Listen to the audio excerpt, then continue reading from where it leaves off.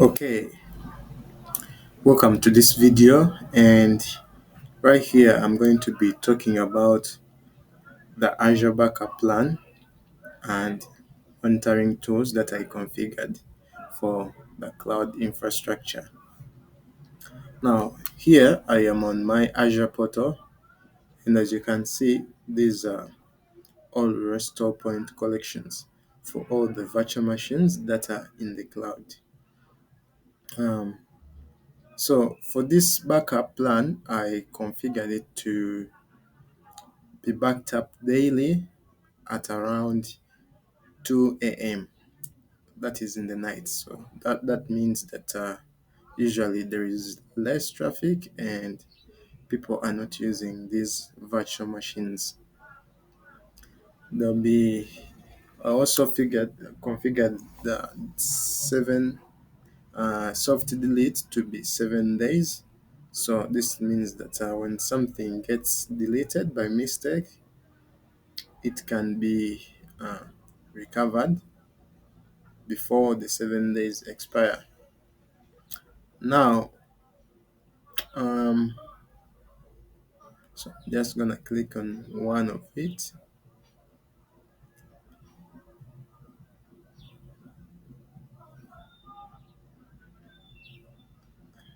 So as you can see, this is a virtual machine called Customer Success 01, and I am using another resource group called Enzyme Recovery 1. This is where all the uh, backup data and resources will be residing. Now, talking about the monitoring tools, I was not able to have this configured successfully because of the challenge I encountered during the process. So as you can see here on the portal, I was trying to create an alert rule and also a group, uh, create an action group.